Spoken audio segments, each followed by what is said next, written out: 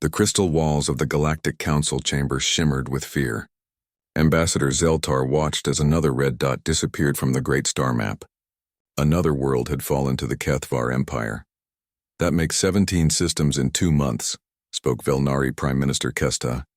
Her crystalline body flickered with worry patterns. "At this rate, they will reach the core worlds within a year." The council members sat in their climate-controlled pods, each one designed for their specific species. The Velnari needed cool temperatures and low gravity. The Tulmari required thick, humid air. The Zendai floated in liquid-filled chambers. All of them were prey species by nature, and all of them were terrified. General Mordak of the Tulmari Defense Force spread his 4 arms in defeat. His green skin had turned pale with stress. "Our fleets cannot match them. The HFY ships are too fast, too strong. Their soldiers fight like demons." "We are not warriors," added Chief Administrator Yellos of the Zendai Collective. His tentacles writhed in his liquid chamber. "We have lived in peace for 3,000 years. We do not know how to fight creatures like the HFY." Zeltar had heard these words many times in recent weeks.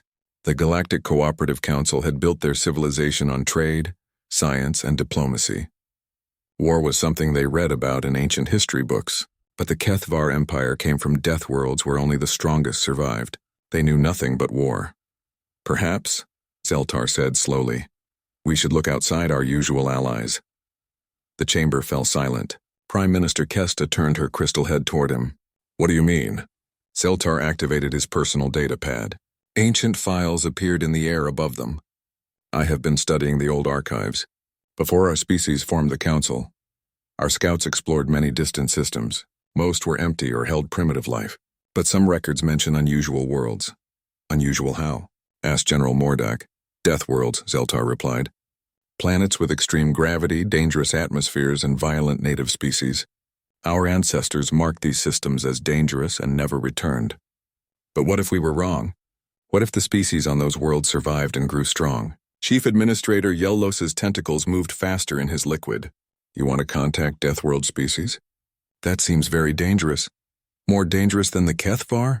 Zeltar asked. The council members looked at each other. The HFY had already proven they would not negotiate. They conquered worlds and enslaved or killed the inhabitants. 3 council species had already gone extinct. Prime Minister Kesta spoke first. "Show us these records." Zeltar pulled up a star chart. A small yellow star appeared far from council space. This system was catalogued as Sol 3. The 3rd planet was marked as extremely dangerous. High gravity, toxic atmosphere, violent weather, and aggressive native life. Our scouts named it a death world of the highest class. "What kind of species could survive there?" General Mordak asked. "Unknown," Zeltar admitted, but the scouts detected signs of intelligence. Primitive but growing. That was 800 years ago. The chamber was quiet for a long moment. Finally, Prime Minister Kesta made the decision that would change everything. "Send a distress signal," she ordered. "Tell them we need help. Offer them technology, resources, anything they want. If they can survive on a death world, maybe they can help us survive the HFY." 3 days later, the message was sent. The council expected no answer, or perhaps a request for more information. Instead, they got something that made their fears about death worlds seem foolish. The reply came back in less than a week. It was short and simple. "Received your message. Help is coming. Prepare coordinates for our arrival." "They can travel faster than light," General Mordak said in shock. The message said primitive species. 800 years is a long time, Zeltar reminded him. Perhaps they learned quickly. 2 weeks later, long-range sensors detected an unknown ship approaching Council space. It moved faster than any ship in the Council fleet. More importantly, it came alone. "One ship?" Prime Minister Kesta asked. "We told them about the HFY Empire. We told them about their massive fleets. And they send one ship?" The unknown vessel requested permission to dock at the main Council station. It was granted immediately. The Council leaders gathered in the main docking bay, curious about their potential allies. The ship that arrived was unlike anything they had ever seen. It was dark gray, covered in strange markings, and looked like it was built for war. Unlike Council ships, which were smooth and beautiful, this vessel had sharp angles and heavy armor. It looked like a weapon. The docking bay doors opened with a hiss. Artificial atmosphere rushed out, and the Council leaders smelled something strange. The air was thick and heavy, with more oxygen than any of them were comfortable with. Then the creatures appeared. They walked on two legs like many council species, but everything else was wrong. They were tall and moved with smooth, deadly grace. Their eyes were small and sharp, set in the front of their heads like predators. They had no fur, no scales, no crystals, just smooth skin in various shades. But what shocked the council most was how they carried themselves. Every movement was controlled and purposeful. They scanned the room constantly, noting exits and potential threats. These were not the desperate refugees the council had expected. The leader stepped forward. It was a female, though this was only clear from her voice when she spoke. "I am Captain Sarah Chen of the Terran Colonial Marines. We received your distress call." Prime Minister Keseta struggled to find words. These creatures looked exactly like the Kethvar in one terrifying way. They were clearly predators. You came from Sol 3? Zeltar managed to ask. "Earth, we call it," Captain Chen replied. "Though your description of it as a death world is interesting. We just call it home." General Mordak's forearms trembled. "You are warriors." "When we need to be," Captain Chen said simply. "You called for help against an aggressive empire. We assumed you needed warriors." The council members looked at each other in growing horror.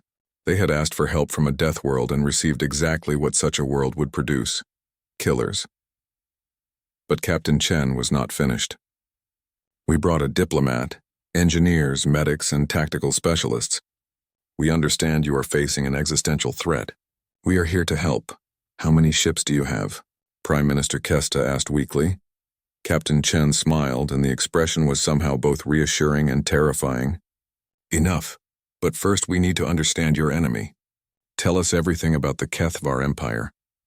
As the council began their briefing, none of them realized they had just made contact with the most dangerous species in the galaxy.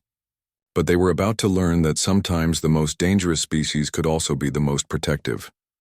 The Kethvar Empire was about to discover that Earth's children had grown up.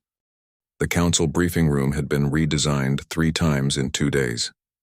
First, they lowered the gravity to accommodate the humans. Then they raised it again when Captain Chen politely mentioned that her people preferred their standard 1G environment. Finally, they rebuilt the atmospheric systems when they realized the humans breathed a mixture that would kill half the council species. Ambassador Zeltar watched the humans with growing unease. There were 5 of them now, and each one was more disturbing than the last.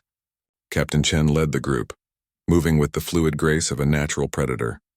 Beside her sat Dr. Sarah Kim, whose medical scanner had already identified 17 ways the council species could die in normal Earth conditions. The largest human called himself Sergeant Rodriguez. His muscles were clearly designed for Earth's crushing gravity. When he moved, even in the reduced gravity of the station, his steps shook the floor. The engineering specialist, Li Wei, had already started taking apart a council datapad to understand how their technology worked. The last human disturbed Zeltar the most. Commander Jackson introduced himself as a tactical analyst, but his eyes never stopped moving. He studied every council member, every exit, every piece of equipment. He was clearly planning for combat even during a peaceful meeting.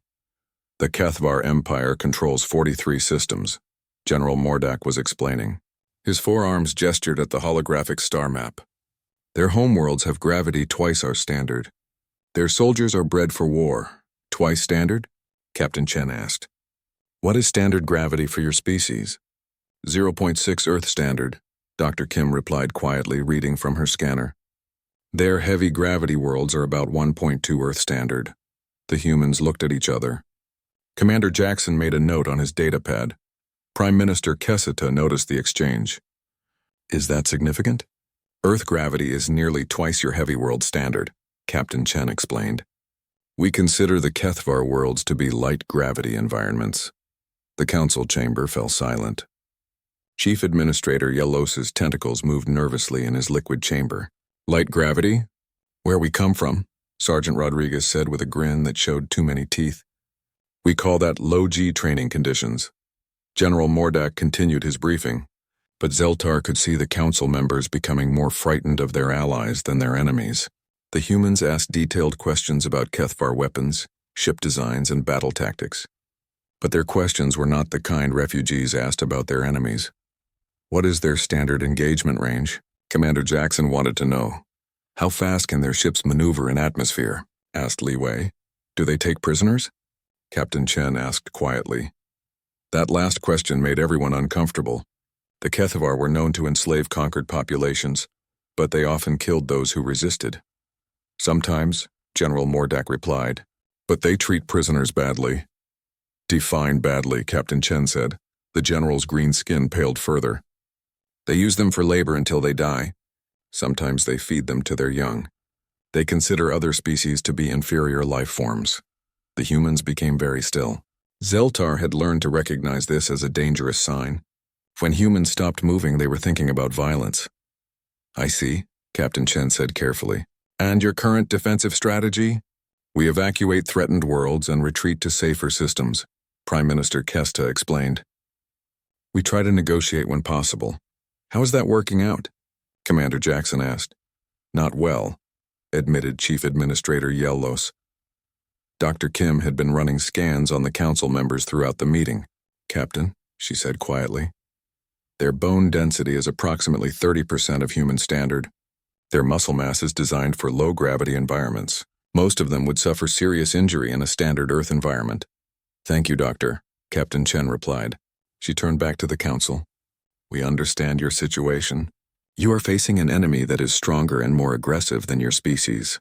You cannot fight them directly. Exactly, General Mordak said with relief. We hoped you might provide sanctuary for our populations or perhaps share some defensive technology. The humans looked at each other again. Captain Chen spoke carefully. That is one option. However, we may be able to offer a more direct solution. What kind of solution?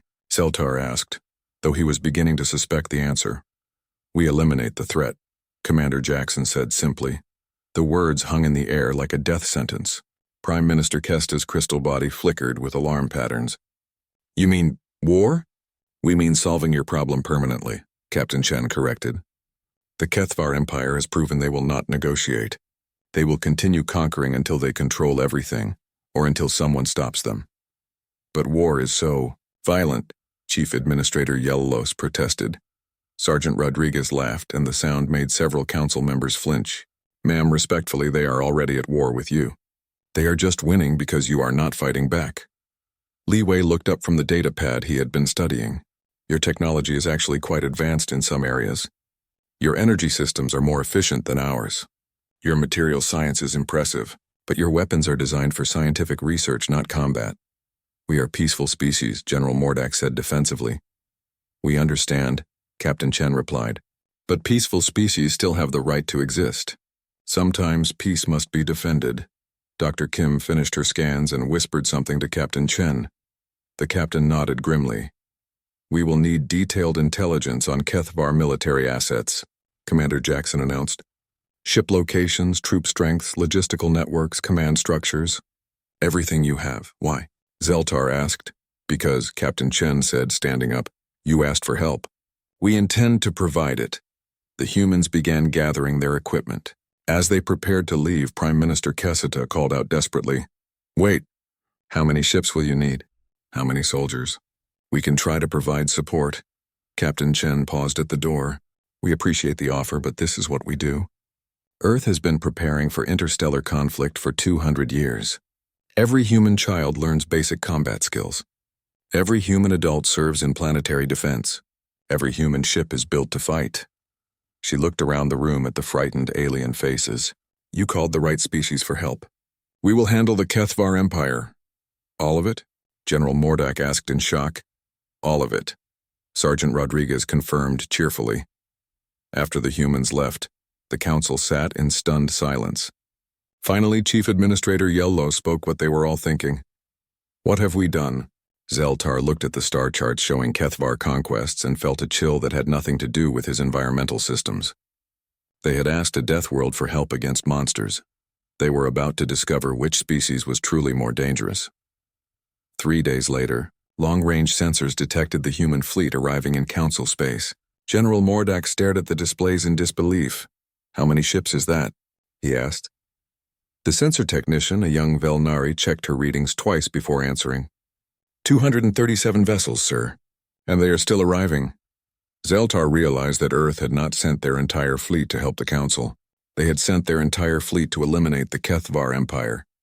The difference was important and terrifying. Admiral Marcus Torres stood on the bridge of the Earth battleship Indomitable, watching the tactical displays with the calm expression of a man who had spent 30 years preparing for exactly this moment. The human fleet spread out across Council space like a dark tide, each ship positioned with mathematical precision. "Status report," he ordered. Commander Sarah Chen, now serving as Fleet Tactical Coordinator, activated the holographic display. "Fleet deployment complete, Admiral. 237 ships organized into 12 battle groups. Intelligence gathering is underway. The bridge crew worked with quiet efficiency. Unlike Council ships, which were designed for comfort and long-term exploration, human vessels were built for one purpose: warfare. Every surface was reinforced, every system had backup power. Every corridor could be sealed against vacuum. "Sir," reported Lieutenant Kim from the intelligence station, "we have confirmation on Kethvar fleet positions. 43 occupied systems, approximately 800 combat vessels, unknown number of support ships." Admiral Torres nodded. The numbers were not encouraging, but numbers rarely told the whole story. Analysis of their tactical doctrine? Commander Jackson, who had been studying captured Kethvar battle records, stepped forward. "They use overwhelming force in direct engagements. Their ships are heavily armored but slow to maneuver.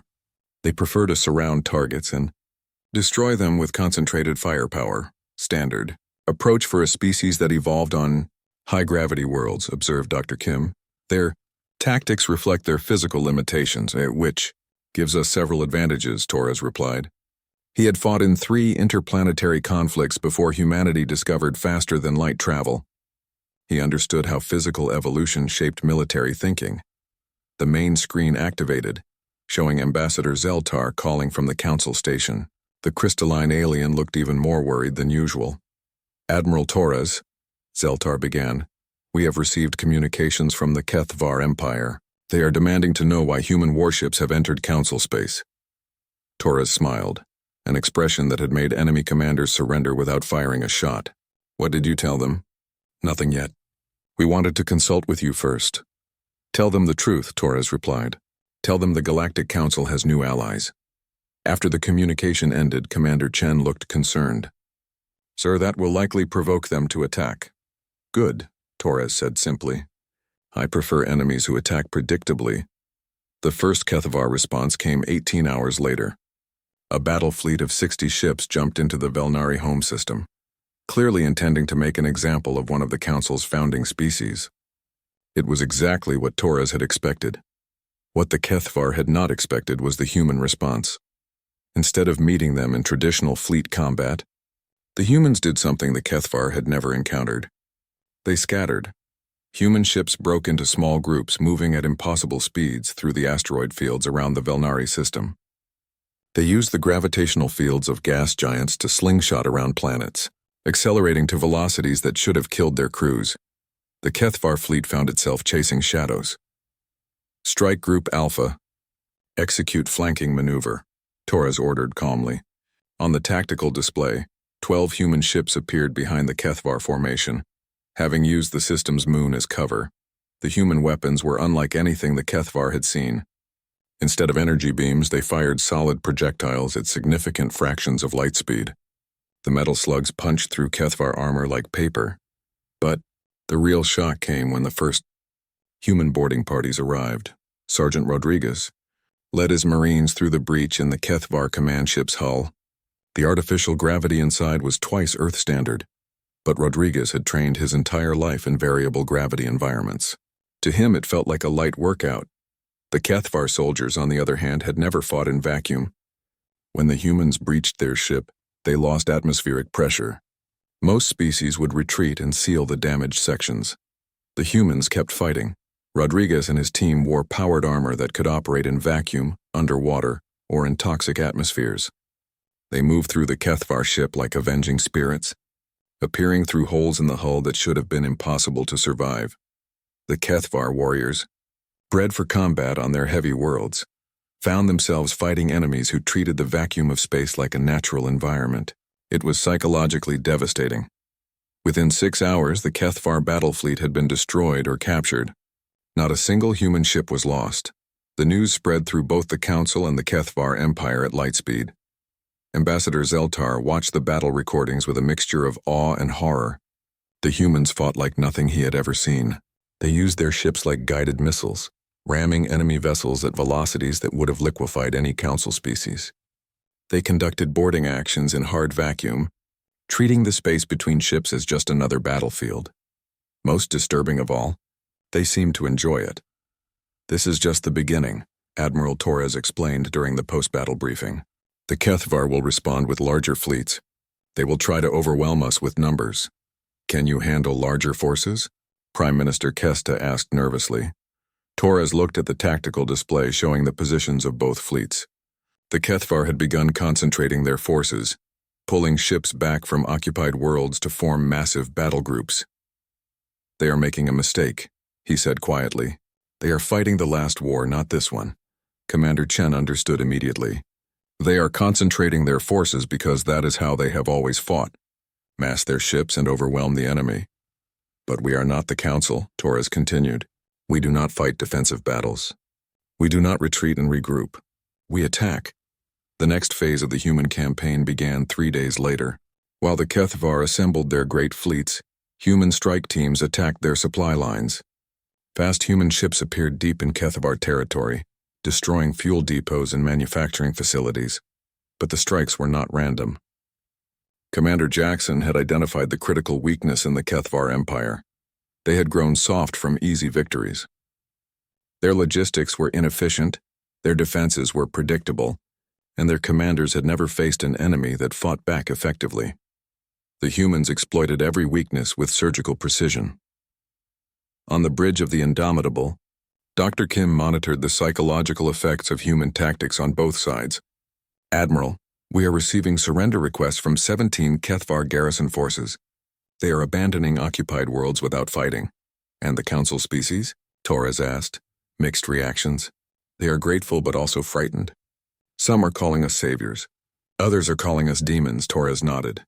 He had expected this. Humanity's approach to warfare was alien to both sides. The Council species could not understand how creatures could be so violent and yet so protective. The Kethvar could not comprehend enemies who seemed to thrive in conditions that killed everyone else. "Sir," Lieutenant Kim called out, "long-range sensors are detecting the main Kethvar battle fleet. 400 ships moving toward the Council core worlds." Torres studied the tactical display. The Kethvar were making their final play, concentrating everything they had left for one massive assault. It was exactly what he had been waiting for. "Signal all battle groups," he ordered. "Implement Operation Deathworld." Commander Chen smiled grimly. Operation Deathworld was humanity's answer to overwhelming numbers. Instead of meeting the Kethvar fleet directly, they would do what Earth's children did best: turn the environment into a weapon. The final battle would not be fought in open space. It would be fought in the gravity wells of gas giants, in the radiation fields of neutron stars, and in the asteroid fields where human pilots could use their superior reflexes and G-force tolerance. The Kethvar Empire was about to learn why Earth was classified as a death world, and why that was exactly what made humans the most dangerous species in the galaxy. The Kethvar War Emperor Thraknor had conquered 18 species in his lifetime. He understood warfare, victory, and the sweet taste of absolute dominance. But as he stood on the command deck of his flagship Death's Mandate, watching his fleet prepare for the final assault on the Council core worlds, he felt something he had never experienced before: doubt.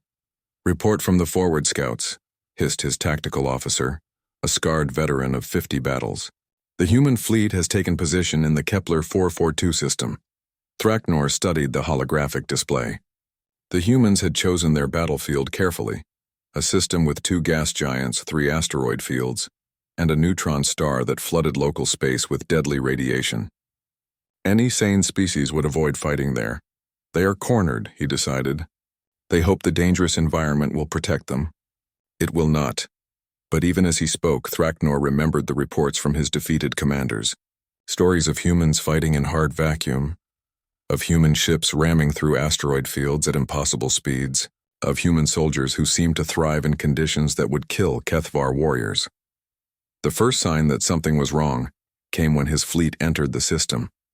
Instead of waiting in formation, the human ships had dispersed throughout the asteroid fields.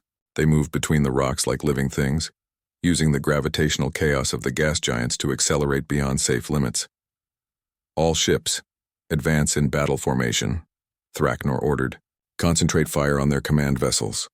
The Kethvar fleet moved forward in their traditional pattern, a massive wall of firepower designed to overwhelm any enemy through sheer force. It had worked against every species they had ever fought.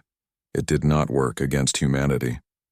The first wave of human attacks came from the asteroid fields. Ships emerged from behind massive rocks, fired their devastating projectile weapons, and disappeared again before the Kethvar could return fire.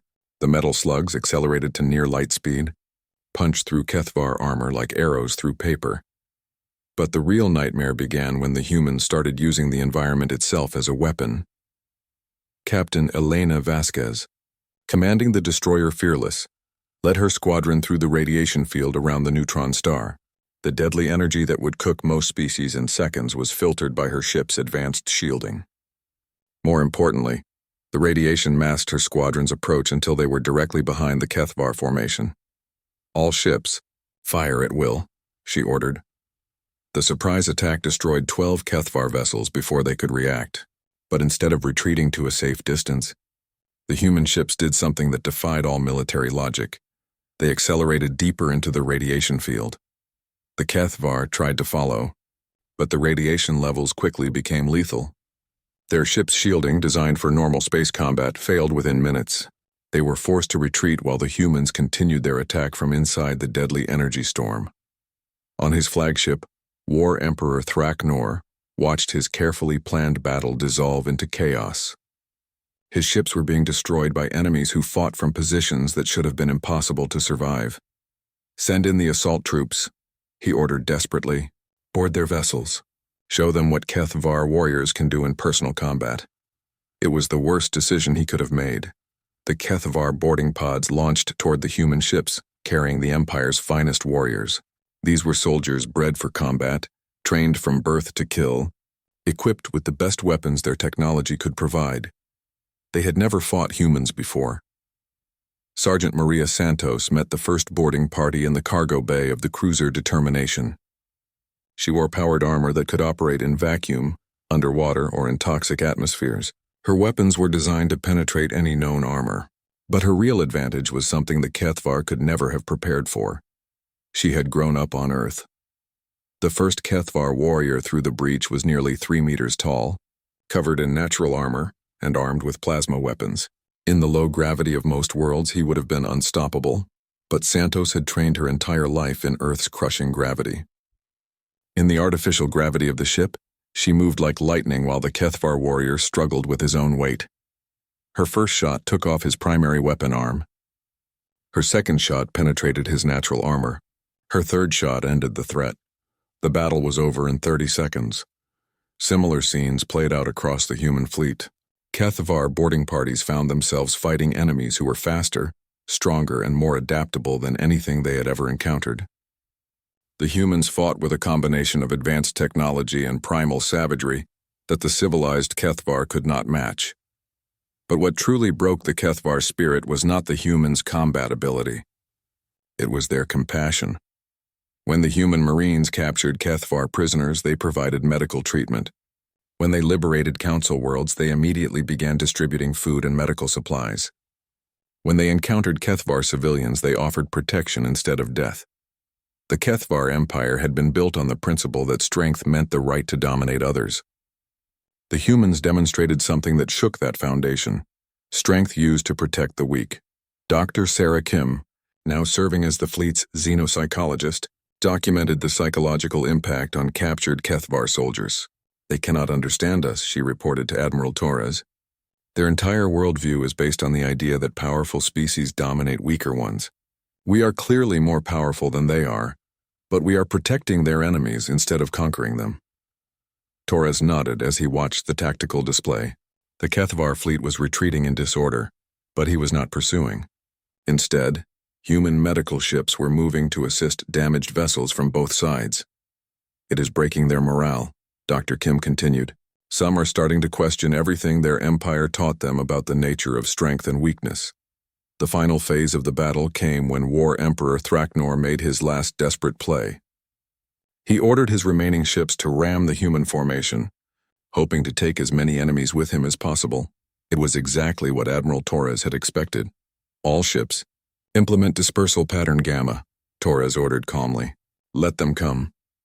The human fleet scattered like leaves in the wind, moving too fast for the HFY to track effectively. But instead of avoiding the ramming attack, they used it against their enemies.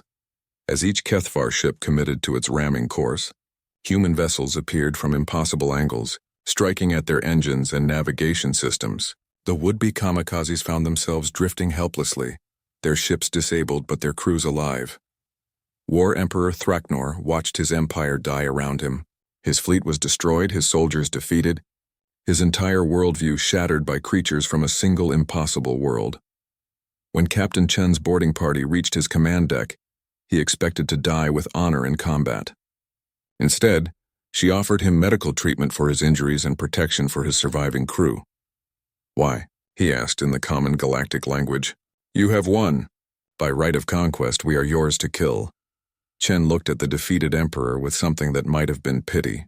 That is not how humans understand strength, she said simply. We are strong so that others do not have to be afraid. As news of the HFY defeat spread through the galaxy, both council species and former imperial subjects struggled to understand what had happened. A single world had defeated an empire that had conquered dozens of species, but the real change was just beginning. Ambassador Zeltar received a message from Admiral Torres 3 days after the battle. The HFY military threat has been eliminated. We are ready to begin Phase 2. Phase 2? Zeltar asked nervously. Torres's response was simple and terrifying. Now we teach the galaxy what peace actually means. 6 months after the Battle of Kepler 442, Ambassador Zeltar stood in what had once been the HFY throne room. The massive chamber built to intimidate conquered species now served as a coordination center for the largest relief operation in galactic history. Human medical teams worked alongside former HFY engineers to restore power grids on liberated worlds. Terran agricultural specialists taught council farmers how to grow crops in the harsh soils of former imperial worlds. Most surprising of all, human psychologists counseled HFY civilians who were struggling to understand their new reality. The integration is proceeding ahead of schedule, reported Commander Chen, now serving as Director of Galactic Reconstruction. She gestured to a holographic display showing dozens of star systems. Food distribution is stable, basic infrastructure is restored, and we have had 0 incidents of violence between former enemies. Zeltar still found it difficult to believe. The humans had not just defeated the HFY Empire, they had rebuilt it into something completely different. How do you do it? He asked. How do you make natural enemies work together? Chen smiled, and Zeltar had learned to recognize this as a good sign. When humans smiled like that, they were about to teach him something important. The same way we survived on Earth, she replied. We realize that cooperation is stronger than competition when facing real threats. In the medical bay 3 levels down, Dr. Kim was demonstrating human medical techniques to a mixed group of council and HFY physicians. The irony was not lost on anyone. The species that had been trying to kill each other weeks ago were now learning to save lives together. Human medicine is based on redundancy and adaptation, Dr. Kim explained as she worked on a HFY patient with severe radiation burns. Our bodies evolved to survive in changing conditions, so our medical approach focuses on supporting natural healing processes. A young Velnari doctor, her crystal body flickering with curiosity patterns, asked the question they were all thinking. But how do you remain so calm in crisis situations? My people panic when faced with serious injuries. Dr. Kim paused in her work to consider the question. On Earth, medical emergencies are normal.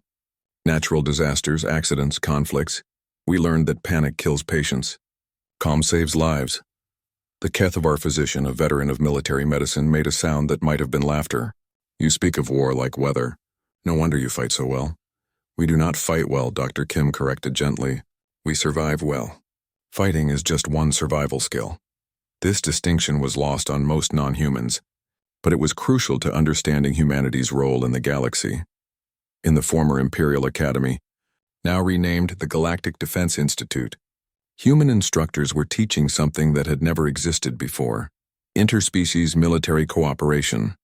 Sergeant Rodriguez, promoted to training coordinator, watched as a mixed squad of Council and former HFY soldiers practiced urban warfare techniques.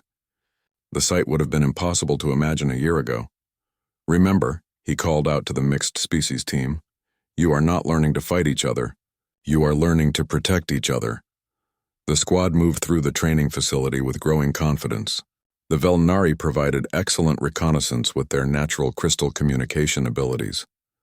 The Tulamari were natural engineers able to quickly assess structural weaknesses. The former HFY soldiers brought knowledge of Imperial tactics and technology, and the humans provided something none of the others had: the absolute certainty that no enemy could be worse than what they had already survived. "Sergeant," called out Kessivel, a young HFY who had volunteered for the integrated forces, "why do humans always assume we will succeed?" Rodriguez grinned, showing the predator teeth that had once terrified the council members. "Because failure is not surviving, and humans always survive." The real transformation, however, was happening at the highest levels of galactic government. The old Galactic Cooperative Council had been designed for peaceful species who rarely disagreed about anything important. It was completely inadequate for governing a galaxy that included both former empires and their victims. Admiral Torres, now serving as Director of Galactic Security, was explaining the new system to a joint session of council members and former Imperial governors. "The Terran Integration Protocol is based on a simple principle," he began. "Every species has strengths. Every species has weaknesses. Security comes from combining strengths and compensating for weaknesses." Prime Minister Kesista, still struggling to understand human thinking, asked the obvious question: "But who decides how to combine them? Who has ultimate authority?" Torres looked around the room at the representatives of dozens of species. Some had been predators, some prey. Some had been conquerors, some conquered. All of them were now part of something larger than themselves. "No one," he replied simply. "And everyone. That is the human way." The new system was unlike anything the galaxy had ever seen. Instead of a central authority making decisions for everyone, each species contributed according to their abilities and received protection according to their needs. The Velnari, with their natural communication abilities, became the galaxy's information network. The Tulmari, with their engineering skills, rebuilt infrastructure. The Zendai, with their analytical minds, managed resource distribution.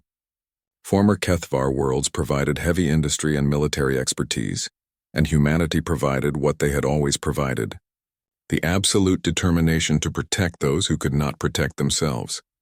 The system worked because it was based on human understanding of survival. No individual survives alone, and no species survives by dominating others. A year after first contact, Ambassador Zeltar received an invitation to visit Earth. He accepted, partly out of curiosity, and partly because he had learned never to refuse a human request. The journey to Sol 3 was his first experience with human space travel. The ship was fast, efficient, and uncomfortable by Council standards. But what struck him most was the crew's casual attitude toward conditions that would kill most galactic species. "This is nothing," Captain Martinez assured him as they passed through an asteroid field at velocities that made Zeltar's crystal structure resonate with stress. "Wait until you see Earth." Earth was indeed a death world. The gravity crushed Zeltar's crystal body.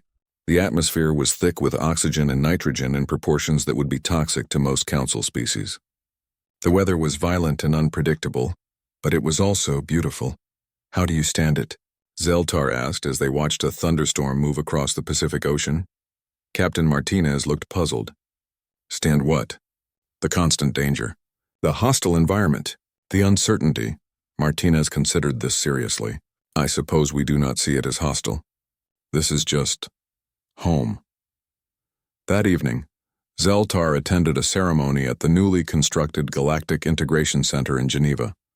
Human children from dozens of nations were graduating from the first interspecies cultural exchange program. They had spent a year learning about Council species, HFY history, and the principles of galactic cooperation.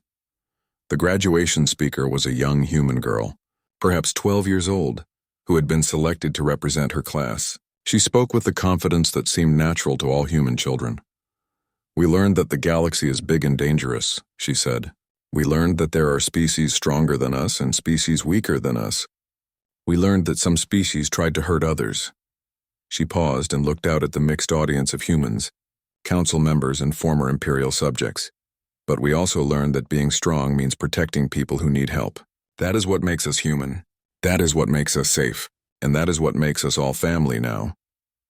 As the ceremony ended, Zeltar realized that he was witnessing something unprecedented in galactic history. The humans had not just defeated an empire or saved the council. They had created something entirely new, a galactic civilization based on protection rather than domination. 6 months later, when the first non-human cadets graduated from the Terran Defense Academy, Zeltar understood that the galaxy had fundamentally changed. The young officers, representing dozens of species, all spoke with the same quiet confidence he had first heard from Captain Chen. They were no longer Velnari or Tulmari or former Kethvar. They were Earth's children now, raised in humanity's image, dangerous to their enemies, protective of the innocent, and absolutely determined to ensure that no species would ever again face extinction alone. The Council had asked for help and received more than they had ever imagined. They had gained not just allies but teachers who understood that true strength came from making others strong. And across the galaxy, on worlds both peaceful and dangerous, children of 100 species learned the most important lesson Earth could teach. Survival was not about being the strongest. It was about making sure everyone survived together,